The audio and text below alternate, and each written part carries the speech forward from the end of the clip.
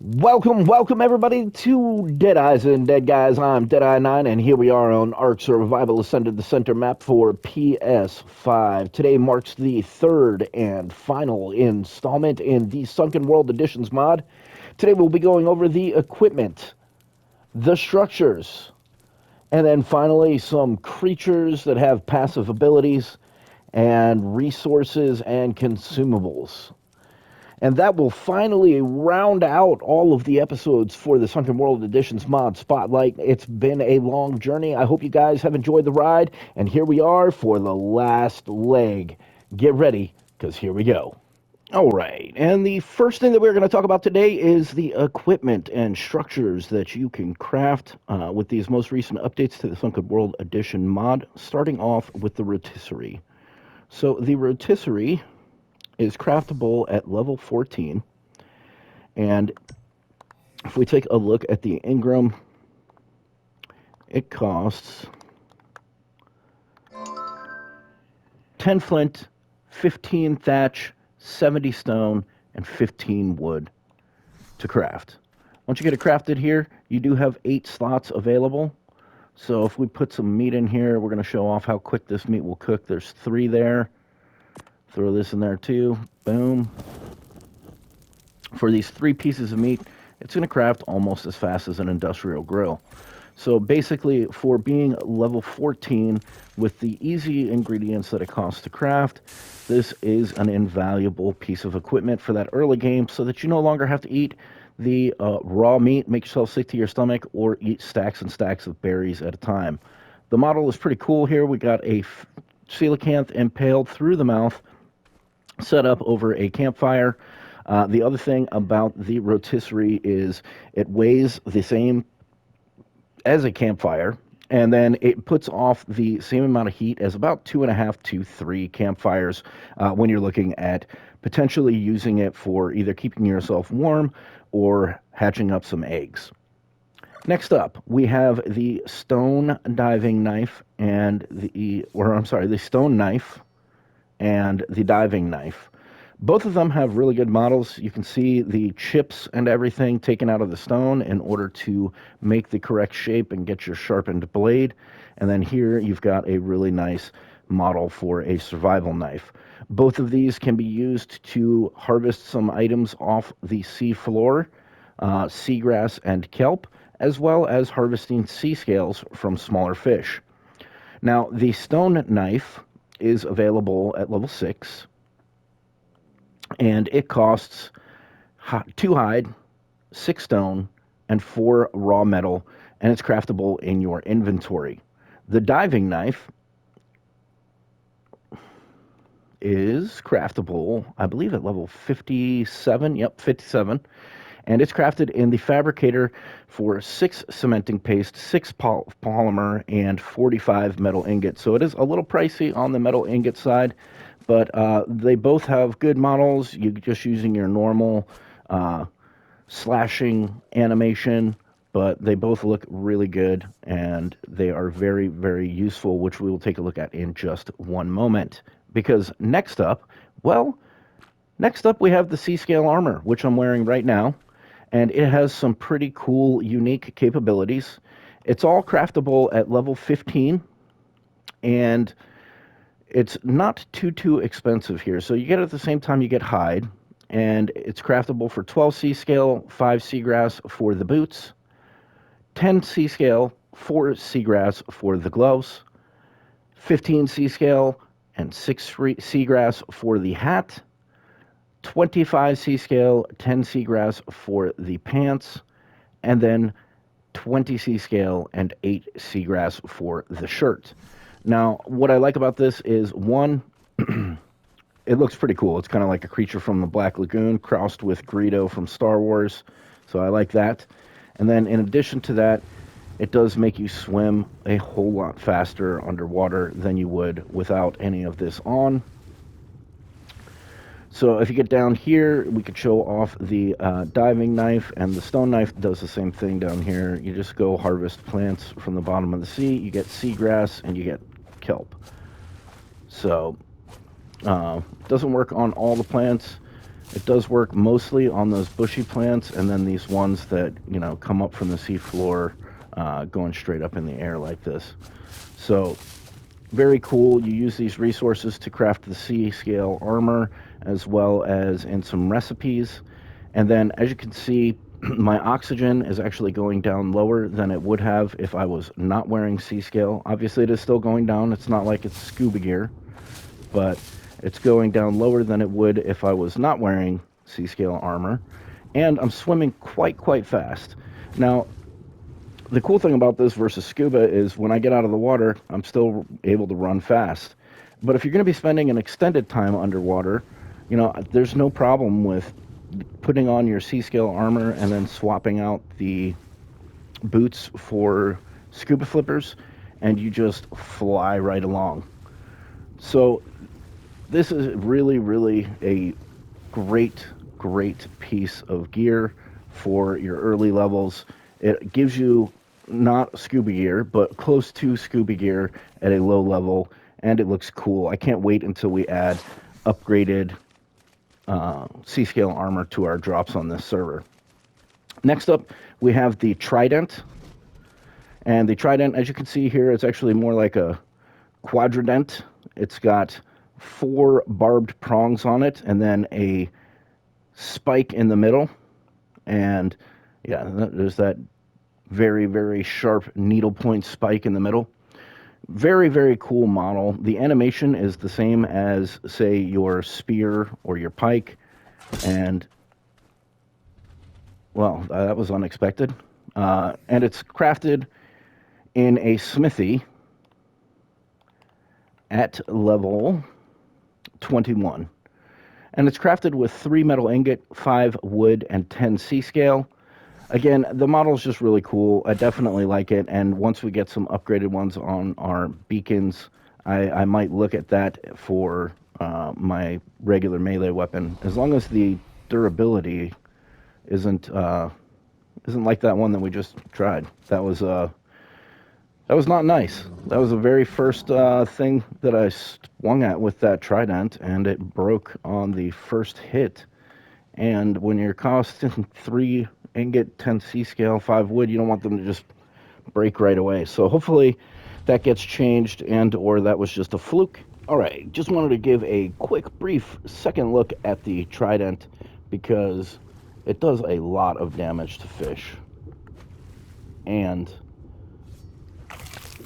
it hasn't been breaking on me, and I've hit quite a few things. So I'm wondering if the fact that we were out of water and hit trilobite on land contributed to it breaking in such a quick manner. But this is quite a lot of damage to fish, so it does appear to have increased damage to fish and definitely will help you get those sea scales in short order. Fluke. But moving on, we have the thermite scope attachment. Model for this is awesome. As you can see here, we've got like a little red dot light. Whoops. We've got a little red dot light right up next to the scope. And then you've got the cool orange scope. It's got a nice electronic attachment. And then from the back side, it's got the wire connecting it to the gun. It has thermal capabilities. So there you can see the dragons are quite bright. Weirdly, the pyramanes only actually show up with their snouts and their manes, but be that as it may, I assume the pyramanes are quite hot all around. Insofar as the pink versus orange versus blue, it does seem to show more blue at higher range, so you can use that to kind of gauge your distance and the like. You could definitely pick off some trilobites on the beach with this. And there it is. So I very much like the model. I very much like the thermal aspect to it. And, you know, it's not too bad for level and cost either. Let's take a look really quick.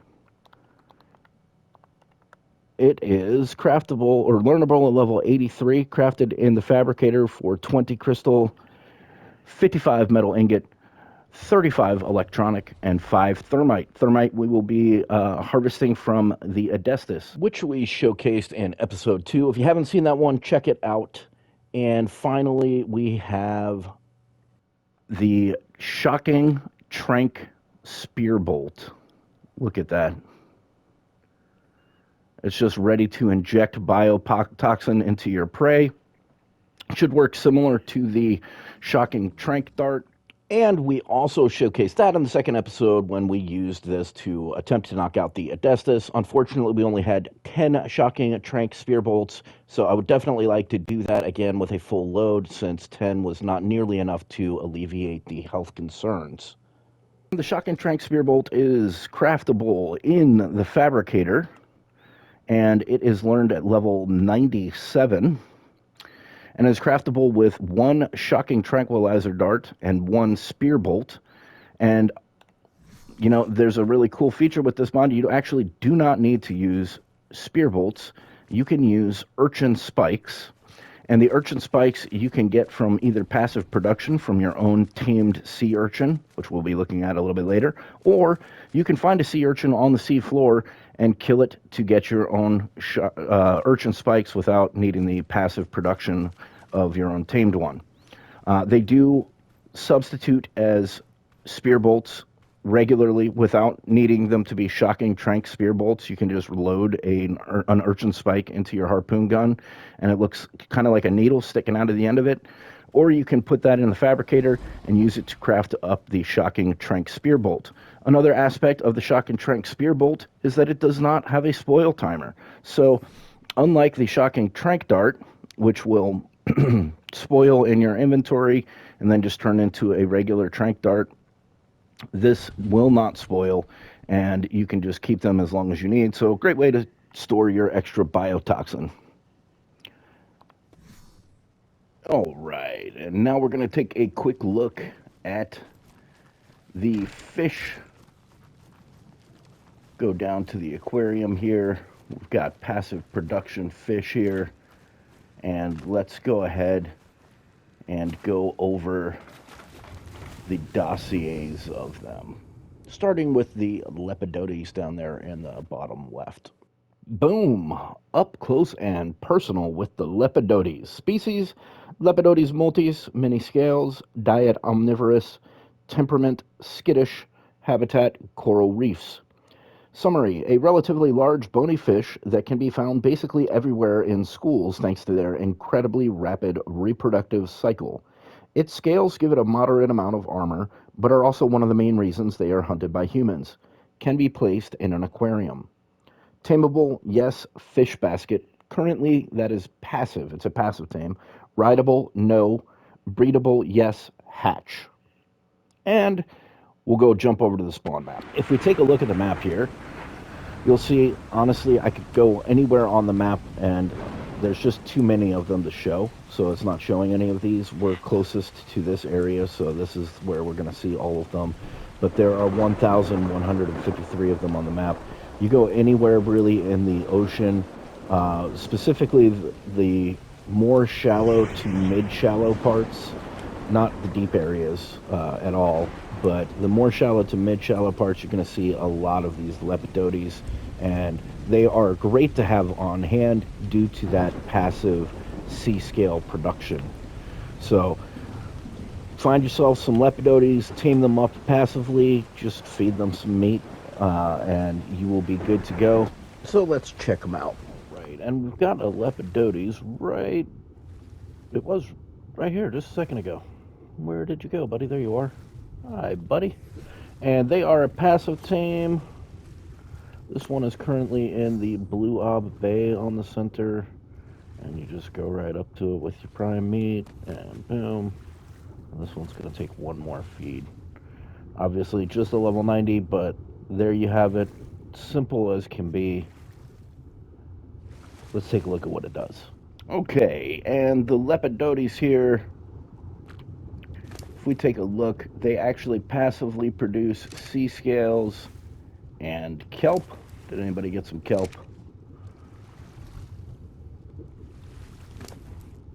No, not yet. But they do passively produce sea scale and kelp, and they just look pretty cool too. They are breedable, so you can go ahead and breed them, and they just they got a really nice model here, just kind of chilling out here, making some kelp for us. Now they do eat meat, so make sure that you have a trough or meat on them. So we've got a trough here with meat in it. So, and next up, we are going to take a look at the Bothriolepis. The Bothriolepis. Okay, and here we have a sketch of the Bothriolepis. Common name, Bothriolepis. Species, Bothriolepis capoplanus, the flat-headed trench scale. Diet, detritivore.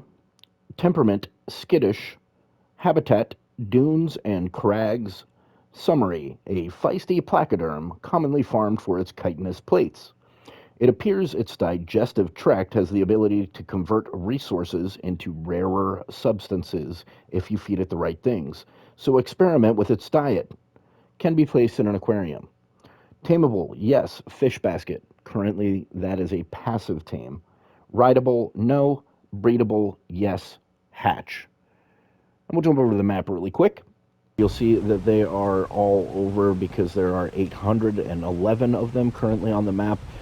I'm not going to lie, these guys are not easy to find.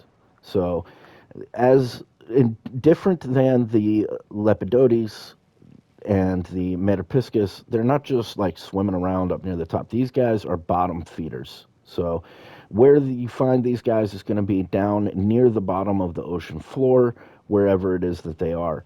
Now, I haven't seen any in the deep, deep depths, but usually it is also not right at the coast either. So usually it's where that shelf drops off a bit and the depth goes down a fair bit, just not a lot. And then they're going to be down at the bottom down there, or there's a couple spots like Blue Ob Bay where you can get them in shallow water. Okay, and here we have a Bothriolepis, and this one's a little interesting for taming. I actually recommend using kibble because it will eat basic kibble, which is super easy to make, and the basic kibble tames it up really quickly. Otherwise, what you could do is use the seaweed items that the Henotis pulls off the bottom of the ocean. It does say on the spyglass that you can use the veggies to feed them, but they don't like the veggies. What you can do, though, is use these items that the Henotis will harvest off of the bottom of the ocean floor. You can feed them that, and that just takes a little bit longer than the kibble would, since the kibble is just one. And obviously, basic kibble is super easy to tame. Once again, we are in the bay on the east side of Blue Obelisk to tame this guy. Again, super easy tame. Let's take a look at what it does. Here we have the Bothriolepis. I really like the kind of Aztec look on the Bothriolepis. Pretty darn cool. Now, these guys are a little odd in what they eat. They passively produce clay in their inventory while you have them out. So, no need to worry about the fact that we can't get the resources for Adobe. Here on the center map, you can go ahead and make clay in their inventory. Now, these guys are going to be eating the seaweed that we have here. So make sure that you have a Henotis or something like that to go ahead and get all of the seaweed for them to eat once you have them tamed up. I really, really dig the kind of long tail that they've got here with the bioluminescence on them, and the Aztec, again, features on the front. Looks really, really cool. Good job on this one. Next up, we're going to take a look at the Diadema. And here we have some more Sunken World artwork. The common name for this species is the urchin, but it is a Diadema. Species Diadema sagittоспinus, the arrow-spined urchin. Diet detritivore, temperament defensive, habitat beaches and seafloors. Summary: a gigantic sea urchin with equally large spines. When harvested, these spines make excellent, if very brittle, ammunition for harpoon guns. Urchins also produce a steady amount of roe, which can be used in a variety of recipes. Tameable, yes. Trap, no. Currently, it is a passive tame with kelp. Rideable, no, but can wear hats. I don't think that you're actually able to make it wear hats right now. We'll take a look. Breedable, yes. Hatch. So let's take a look really quick at the map. And as you can see, there are currently 747 of them on the map. So there's a lot of them on the map. Obviously, again, it cannot show us more than a few at a time. And they are all level 1. There is no higher level than level 1 for the sea urchin.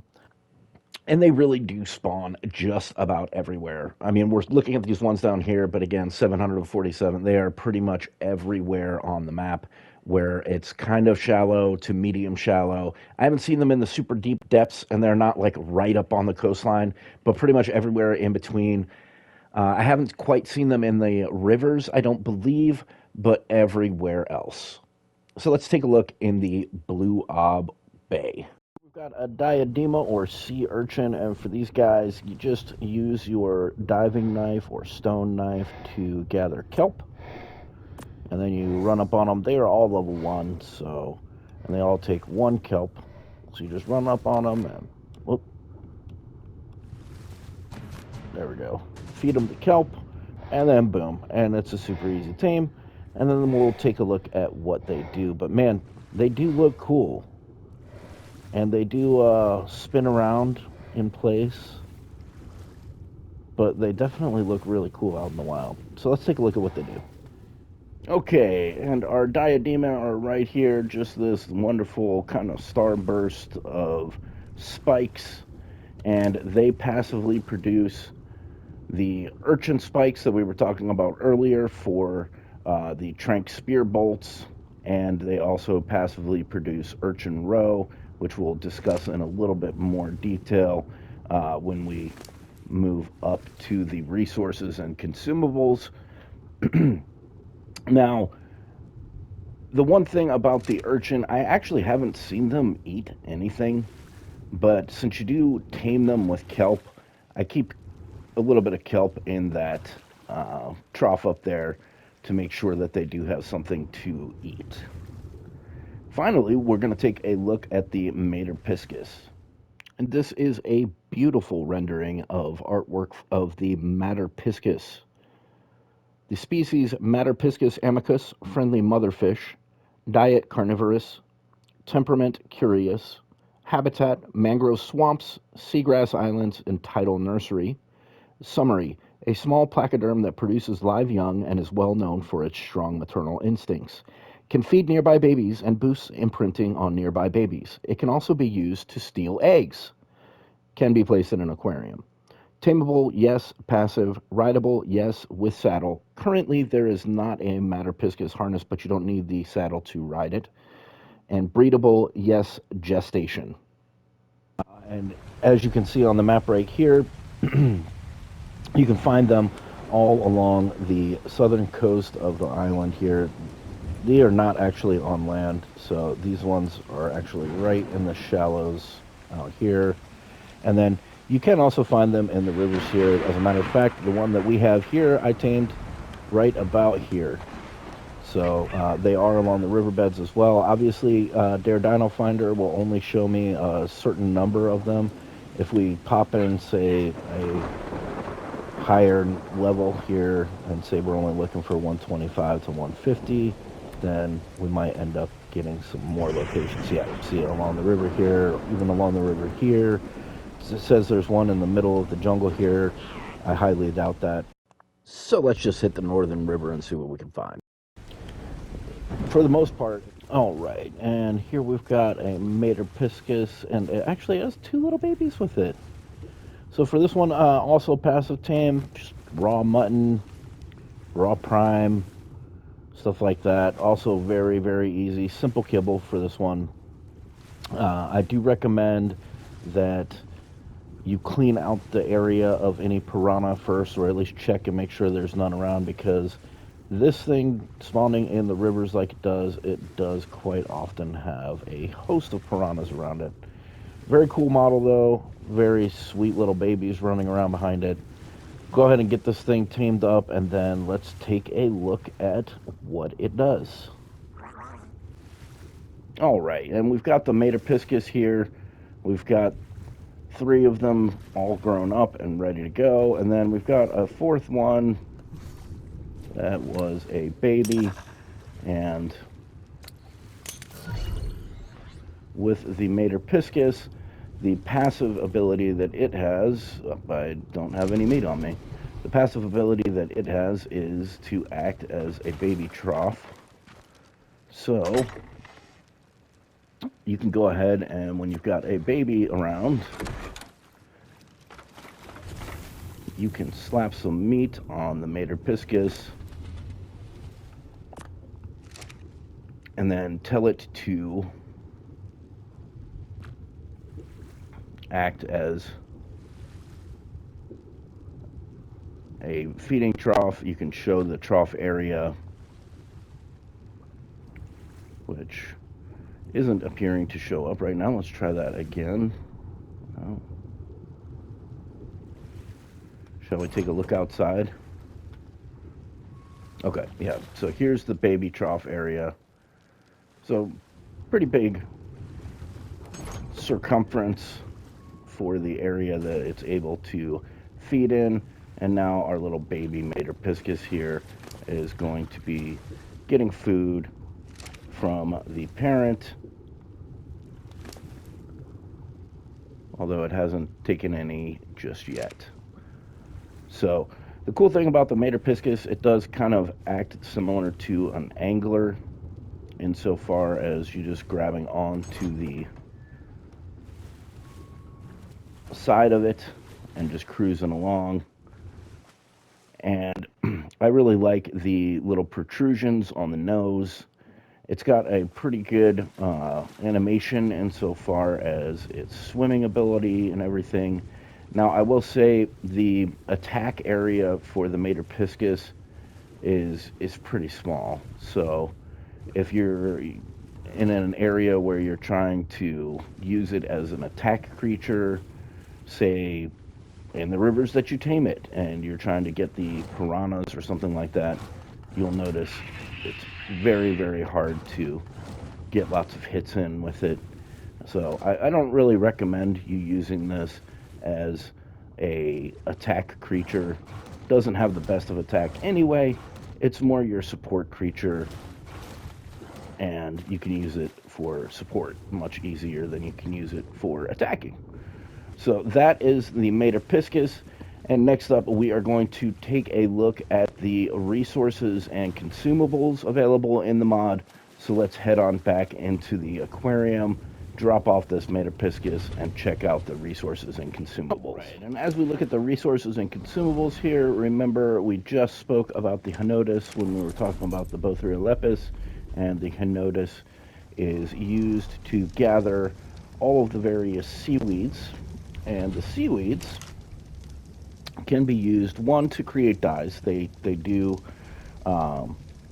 correlate to the various berries that we are able to get, but they are also used to create some of the foods. Where is the vegan spaghetti? There it is. So vegan spaghetti cures all diseases, gives immunity to disease for 5 minutes. So similar to a lesser antidote, this will cure any disease that you have and then give you a buff to keep you from getting any additional diseases. Now, the tropical smoothie is created by using the fruits that the Protoceratops gets, and the tropical smoothie gives you, actually, let's go ahead and just make one. It gives you a bunch of buffs. It actually stacks each buff that these fruits give on their own. So the various fruits give improved underwater visibility, increased swimming speed, increased health regeneration, and reduced stamina consumption for 5 minutes for the smoothie. You obviously have to eat a certain number of the fruits in order to get full 5 minutes, but we're going to stack them all right now and just show off what they do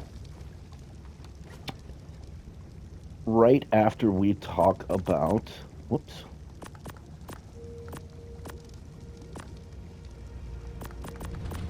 the rest of the things that we can craft here. So let's take one more look. You can also craft the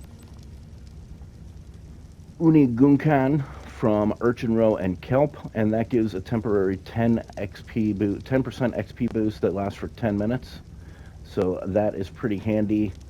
And then you have the Tropical Smoothie, increasing your visibility, speed, underwater, health regeneration, and stam consumption.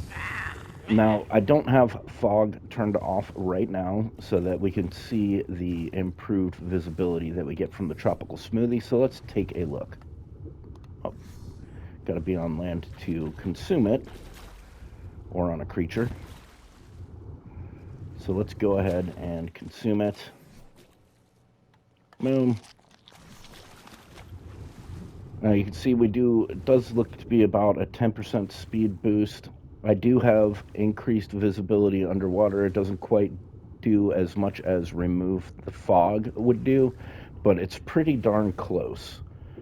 So I'm fast, I can see better, and then I have improved stamina consumption and improved health regeneration. And from my estimation, when I was doing testing with the fruits, it seems to be like a minor health regeneration and a minor stamina consumption buff, like maybe 10% again, something like that. So pretty cool. And then we also have in the mortar and pestle, under drugs, you can put bug repellent and seagrass in the mortar and pestle and get shark repellent. Now, shark repellent is similar to bug repellent, but for aggressive fish. And I have to say, it does work pretty good. I have tested it out, and you can get fairly close to creatures that normally would just aggro you from, across the sea. I'm not going to say that you can run right up and touch things. You can't. And I can't tell whether or not it actually works on the Xiphactinus or not. We got some haze coming in here. That makes for a pretty cool look at the base. So I can't really tell if it works on the Xiphactinus or not. It does seem to decrease the spawn, or the aggressive radius of the Xiphactinus, but it definitely does not decrease it as much as it does the sharks. So I wanted to give a quick look at these guys at night. They are pretty cool looking at night with all of their bioluminescence. Very, very cool. This Mater Piscis is growing up and no longer needs the trough. It is a juvenile now, so we could go ahead and take this and throw this back into our normal trough. But all in all, I think that they have done a very good job on the models for all of these creatures, as well as the resources and consumables available. We've spoken a little bit about some of the other resources, so let's just touch on them very quickly. You can get seagrass and kelp from the ocean floor using your stone knife or diving knife. You can get sea scale from the fish in the sea using your stone knife or diving knife again. I will say I have not been able to get sea scale from any larger fish, period. None. The majority of the fish that I use to collect sea scales are like piranha, coelacanths, things like that. The lepidotes will also give you sea scale, but I found the best ones to use are the very large coelacanths. So if you find yourself a nice large coelacanth, you can get over 100, sometimes in the mini hundreds of sea scales from one, which is just great. And then we just spoke about the various seaweeds that you can use in recipes. You can also use them to create dyes. The kelp, I'm thinking that it will eventually have more use than it does now. It says in the description here that land and sea herbivores alike love this rich seaweed. And in the Discord, it seems to sound like it acts similar to mutton for herbivores, but that really just doesn't work that way right now. You know, lots of things that are tameable with fruits and berries don't take kelp at all. The only thing that I know of that takes kelp is the urchin. So hopefully that will get changed in a future update. They did just update the tropical smoothie and the fruit buff for seeing underwater. And as you saw, it actually worked quite well with the fruit smoothie. So really, really great job on all of that. And that's going to be it for the entire series. All right, and that's going to do it for our mod spotlight on the Sunken World Editions mod. I hope you guys enjoyed the ride. Man, we had a lot to go through. Took 3 full episodes. We went through all of the creatures, how to tame them, where to find them, all of the equipment, all of the structures, passive ability fish, the abilities that all of the creatures had that we were able to tame and ride. We went through the equipment, the structures, the resources, the consumables. Man, there is just so much to enjoy in this deep mod, and it has so many amazing things for you to enjoy. Go ahead to CurseForge. It is available for all platforms. Get it on your server, get it on your single player. I'm enjoying it on both. And if you enjoyed the video, go ahead and click that like button. If you really enjoyed it, share it with a friend and or leave a comment down below. If you want to see more content like this, click the subscribe button. I'm Deadeye9. This is Dead Eyes and Dead Guys Gaming, and I will see you all in the next video.